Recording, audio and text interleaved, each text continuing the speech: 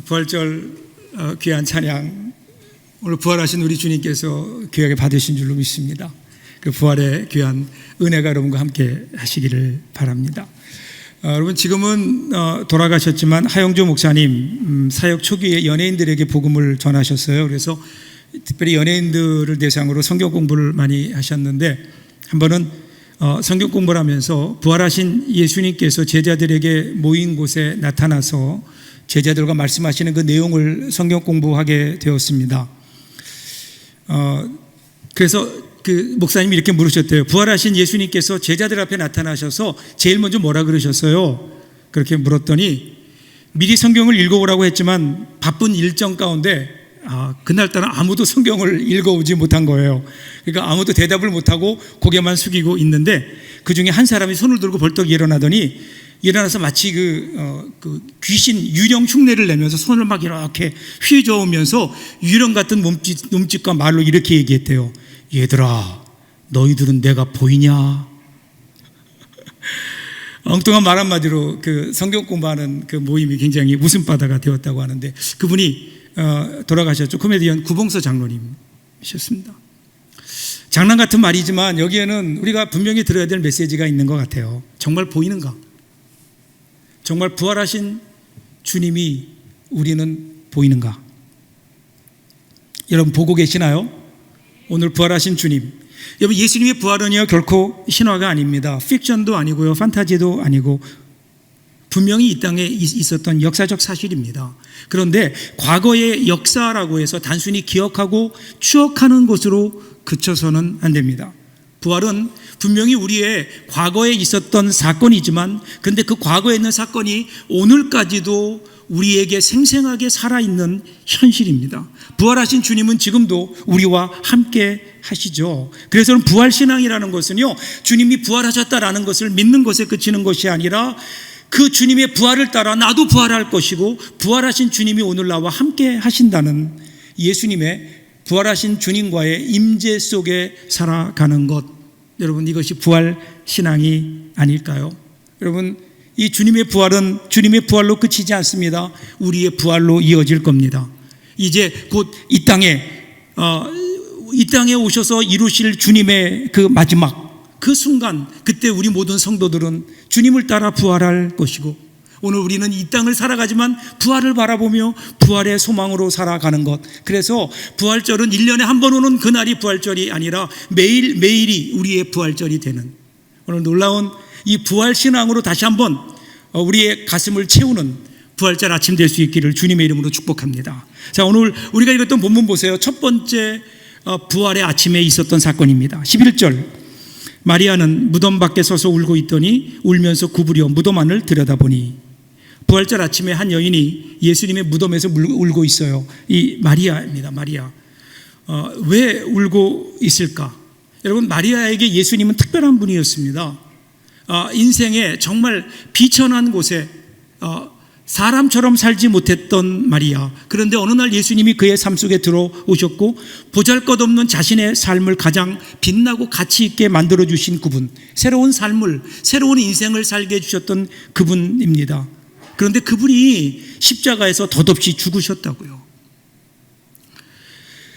그 사실을 인정하지 못하겠지만 그래도 가슴으로 슬픔을 추스리고, 이제 마지막으로 돌아가신 주님, 그 주님의 그 시신에 향유라도 발라드려야 되겠다. 그래서 날이 새자마자 이른 새벽에 무덤에 온 겁니다. 그런데 오니까 무덤 문이 열려져 있어요. 깜짝 놀라서 달려가서 제자들에게 그 소식을 알렸습니다. 그리고 함께 무덤을 찾았지만 제자들도 그것을 보면서 탄식할 뿐 다른 뾰족한 수가 없습니다. 무덤 안을 들여다보니 그 안에 예수님이 계시지 않은 거예요.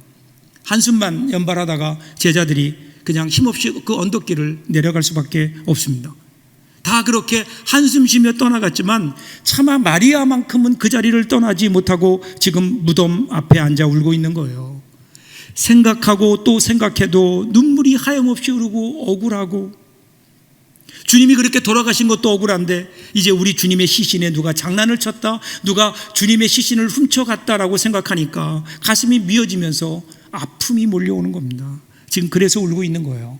여러분, 여기에 울고 있다라는 말, 이 헬라어 클라이오라는 동사는요, 그냥 울먹이거나 조용히 흐느끼는 것이 아니에요. 땅을 치며 통곡하는 겁니다. 간장이 끊어지듯 애곡하는 것이 바로 이 클라이오라는 말이거든요. 이런 새벽 무덤 앞에 앉아 울고 있는 한 여인의 그 울음소리를 한번 여러분 상상해 보십시오. 자, 그런데 우리들이 여기서 한 번 더 생각해야 될 게 있어요. 왜 지금 마리아는 이렇게 목 놓아 슬피 울고 있는가? 이유는 단 한 가지예요. 예수님의 시신이 없어졌어요. 무덤이 빈 무덤이었기 때문에 그렇습니다. 자, 그런데 만약에 여러분 한번 역사를 돌이켜서 이날 이 새벽에 마리아가 원하는 대로 마리아가 예수님의 무덤을 찾아갔는데 예수님이 아주 곱게 시신으로 누워 계셨다. 그러면 어떻게 되었을까? 그랬더라면 이 마리아는 이렇게 슬피 울지는 않았을 겁니다. 그냥 계획대로 자기가 준비해간 향유를 예수님의 시신에 바르고, 그리고 이렇게라도 주님을 보낼 수 있어서 다행이다, 슬픈 마음을 조금 달래며 예수님의 무덤을 나오지 않았을까요? 그런데 만약 이렇게 되었다면 어떻게 되었을까요? 여러분, 렌스키라고 하는 유명한 그 신학자가 본문을 추석하면서 이렇게 얘기합니다. 막달라 마리아는 예수님의 시신이 없어진 까닭에 울었으나 만일에 그날 예수님이 시신이 그대로 무덤 속에 있었더라면 그녀와 우리는 영원히 울게 되었을 것이다. 동의합니다. 만약 예수님이 시신이 그대로 있었더라면, 그래서 부활이 일어나지 않았고 예수님이 부활하지 않으셨다면, 그럼 여러분, 부활이 없는 이 땅은 소망 없는 거대한 공동묘지와 다를 것이 무엇이 있을까요? 그런데 예수님이 부활하셨습니다. 마리아가 이 사실을 모르죠. 울다가 혹시나 하는 마음으로 무덤 안을 들여다보았더니 그 안에 다른 일이 일어납니다. 12절 13절 보세요. 흰옷 입은 두 천사가 예수의 시체에 누웠던 곳에 하나는 머리편에 하나는 발편에 앉았더라. 천사들이 이르되 어찌하여 여자여 어찌하여 우느냐? 이르되 사람들이 내 주님을 옮겨다가 어디 두었는지 내가 알지 못함이니이다. 보니까 아무도 없는 줄 알았는데 누군가 있어요. 성경은 흰옷 입은 두 천사 이렇게 얘기하는데 우리는 성경이 증거함으로 천사라고 알지만 지금 마리아의 눈에는 천사로 보이지 않는 것 같아요. 어쩌면 그냥 그곳을 지키는 경비원 정도로 생각했는지도 모릅니다. 그래서 왜 우느냐라고 물을 때에 그때 마리아가 누군가가 예수님의 시신을 가져가서 어디다 숨겨놓았는지 내가 알지 못해서 이렇게 울고 있습니다, 이렇게 이야기하고 있습니다. 자, 이어지는 14절도 보세요. 이 말을 하고 뒤로 돌이켜 예수께서 서 계신 것을 보았으나 예수이신 줄은 알지 못하더라. 그렇게 얘기하는 중에 뒤에 인기척이 있어요. 누가 뒤에 있는 것 같아서 뒤를 돌아보았는데 거기에 예수님이 계셨어요. 부활하신 예수님이 계셨어요. 자, 그런데 마리아는 예수님을 보고도 예수님인 줄 몰라요. 왜 그렇게 사랑하는 예수님, 그 예수님을 몰라 보았을까? 왜 그랬을까요? 지금 여러분, 마리아의 생각 속에는요, 예수님은 시신이에요. 예수님은 돌아가셨어요. 예수님은 시신으로 지금 누워 계시는 거예요. 누워 계셔야 될 예수님이 살아서 나를 보고 있다? 상상도 못한 거예요. 그러니까 지금 예수님을 몰라보는 거예요. 예수님이 부활하셔서 부활하신 모습으로 와 계신데 예수님을 몰라보는 거예요. 이어지는 15절 보세요. 예수께서 이르시되 여자여 어찌하여 울며 누구를 찾느냐 하시니 마리아는 그가 동산지기인 줄 알고 이르되 주여 당신이 옮겼거든 어디 두었는지 내게 이르소서 그리하면 내가 가져가리이다. 예수께서 두 가지를 물으셨어요. 하나는 여자여 어찌하여 우느냐. 왜냐하면 지금 마리아가 울어야 될 이유가 없거든요. 지금 예수님이 그렇게 말씀하시는 거예요. 지금 부활하신 예수님이 눈앞에 계신데 네가 슬피 울며 통곡해야 될 이유가 어디에 있느냐? 지금은 울 때가 아니다. 지금 예수님께서 이것을 간접적으로 말씀하시는 거 아닐까요? 또 하나의 질문은요, 누구를 찾느냐입니다. 마리아는 지금 부활하신 예수님을 찾았던 게 아니에요. 그는 십자가에 못 박혀 죽으신 예수님, 시신, 그래서 자기가 향유를 발라드려야만 되는 예수님, 그 예수님을 찾고 있는 거예요. 그래서 예수님께서 말씀하시는 거예요. 누구를 찾느냐? 누가복음 24장에서는 어찌하여 산 자를 죽은 자 가운데서 찾느냐? 이렇게 예수님께서 반문하십니다. 이것은 분명한 책망입니다. 오늘 우리는 어떨까요? 오늘 우리 부활주의를 맞이하는 우리 진정으로 하나님을 살아계신 하나님으로 믿고 있는가? 오늘 부활하신 주님을 우리는 부활하신 주님으로 대하고 있는가? 우리가 말로는 부활하신 주님, 살아계신 하나님이라고 고백하면서 정말 우리 삶 속에서 하나님이 살아계신 것처럼 우리가 살아가고 있는가? 여러분, 기독교가 다른 종교와 다른 점이 여기에 있죠. 여러분, 기독교는요, 성령의 가르침을 보존하고 기억하는 종교가 아닙니다. 그 가르침을 그냥 기억하고 외우는 종교가 아니에요. 그 하나님이 지금도 살아계시고 우리와 함께 하시는 살아계신 하나님을 믿고 그분의 가르침만이 아니라 오늘 우리의 삶 속에서 그분과 동행하는 실제적이고 생생한 경험이 있는 것, 여러분, 그것이 우리의 신앙이 아닐까요? 오늘 과거의 사건을 우리 얘기하는 거 아닙니다. 2000년 전에 부활하신 예수를 기념하기 위해서 이 자리에 모인 것 아닙니다. 그때 부활하신 그 주님이 지금도 살아계셔서 우리 가운데 역사하시며 오늘 이 자리에 오셔서 우리를 만나주시는 부활의 주님이시기에, 여러분, 이 부활하신 주님을 바라보는 것, 이것이 부활 신앙이 아닐까요? 어찌하여 산자를 죽은 자 가운데서 찾느냐? 오늘 우리 주님의 책망이 저와 여러분들에게 무겁게 다가왔으면 좋겠습니다. 이런 마리아의 모습을 보신 우리 예수님, 이제는 안타까운 마음으로 마리아의 이름을 부르시죠. 16절 보세요. 예수께서 마리아야 하시거늘 마리아가 돌이켜 히브리 말로 라보니 하니 이는 선생님이라는 말이라. 자, 호칭을 보세요. 첫 번째는 여자여 이렇게 부르셨어요. 근데 지금은 마리아야. 그랬더니 마리아가 눈이 열려요. 그래서 라보니라고 대답하는 겁니다. 자, 이 대목을 여러분 주목해 보세요. 예수님께서 여자야라고 부를 때는요, 알아보지 못해요. 그런데 마리아야라고 부르니까 알아보시는 거예요. 여자는 이 세상에 헤아릴 수 없지 많지만 마리아를 향하여 이름 부를 수 있는 분은 주님 한 분밖에 안 계신 거예요. 예수께서 마리아야라고 부르는 순간 마리아의 귀가 열리고요, 귀가 열리니까 눈이 열렸어요. 그래서 부활하신 주님을 보게 된 겁니다. 그래서 그도 평소에 주님이 마리아를 마리아야라고 다정하게 부르셨기에 평소에 예수님 부르는 대로 주님, 라보니요 이렇게 주님을 불렀던 거죠. 여러분, 이 고백, 오늘 주님은 우리에게 오셔서 우리의 이름을 불러주십니다. 부활하신 주님이 우리 가운데 오셔서 우리의 이름을 불러주세요. 여러분, 혹시 우리 주님은 여러분들에게 낯선 분으로, 멀리 계신 분으로 여러분 생각하고 있는 거 아니에요? 그분을 그저 알기는 알지만 그분은 그냥 4대 성인 중에 한 명이고 존경하기는 하지만 그냥 거기까지, 혹시 이것을 우리는 신앙이라고 생각하고 있지 않느냐 말입니다. 그렇다면 우리 신앙은 무엇을 위해 있는 걸까요? 그냥 마음의 위로받기 위해서? 혹시 우리의 인격 수양을 위해서? 여러분, 기독교의 신앙은 우리의 인격 수양을 위한 것이 아니잖아요. 기독교의 신앙은 부활하신 주님, 그분이 지금 부활하셔서 지금도 살아계시고 우리 가운데 오셔서 우리의 이름을 부르시며 우리와 인격적인 개인적인 관계를 맺기를 원하시는, 그래서 그분 앞에 엎드려 우리도 주님이라고 고백하며 주님과 함께 살아가는 것, 이것이 부활 신앙이 아닐까요?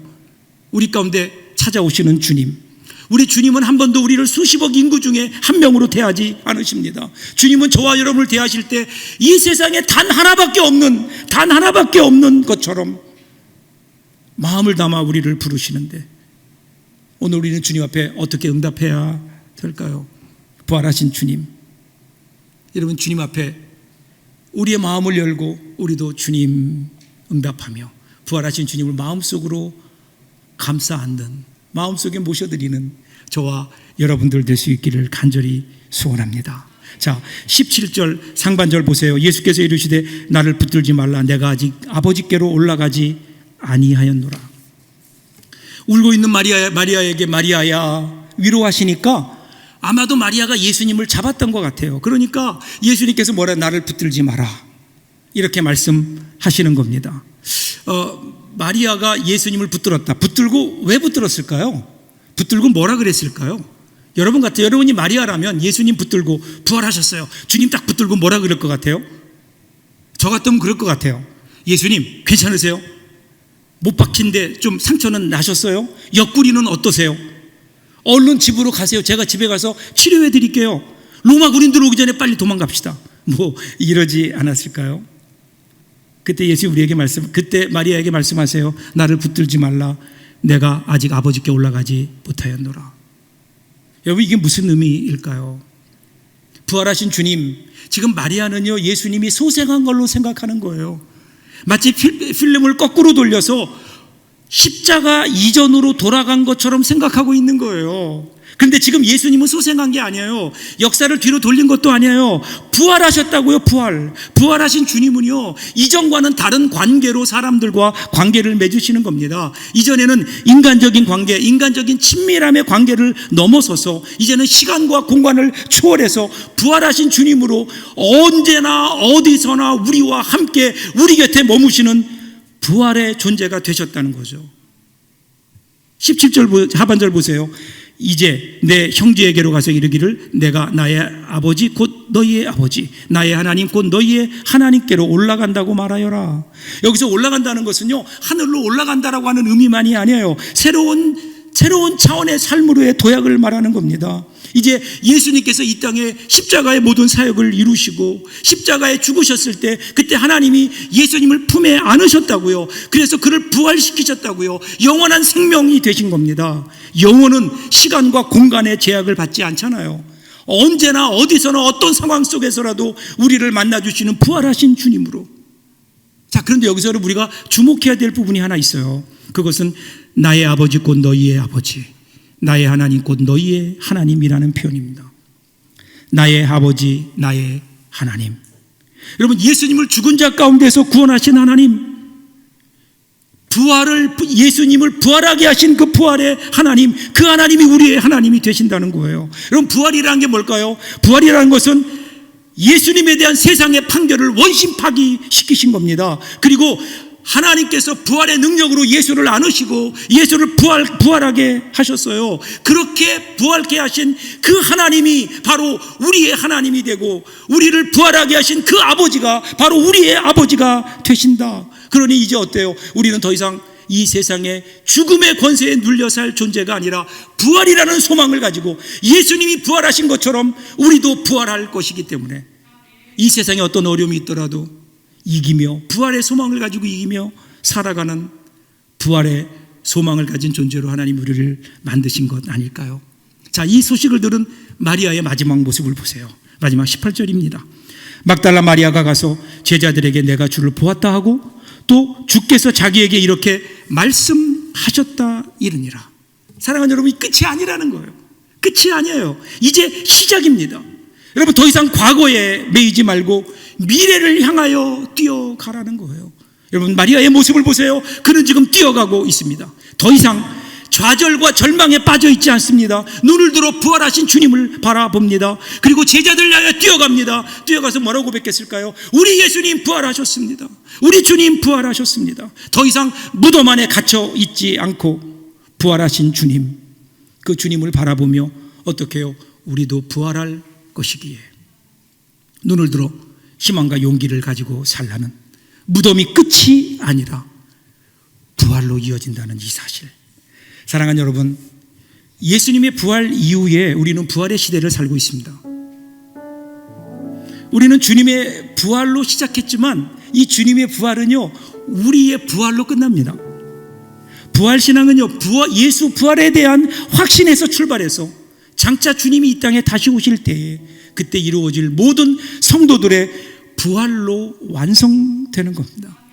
여러분, 이 확신과 소망을 품고 오늘 삶의 현장 속에서 부활하신 주님과 함께 동행하며 그리고 그 주님의 귀한 능력을 체험하는 저와 여러분 되면 얼마나 좋을까요? 부활신앙은 살아있는 신앙입니다. 그러기에 우리에게 주어진 상황이 어렵고 힘들고 고통스럽지만 그것을 넘어서서 부활해서 빛과 희망을 발견할 줄 아는 사람들, 그 사람들이 그리스도인들이고 오늘 저와 여러분이 되어야 되지 않을까요? 거룩한 부활절, 이 아침에 이 부활신앙으로 승리하는 저와 여러분들 될 수 있기를 주님의 이름으로 축복합니다. 기도하겠습니다.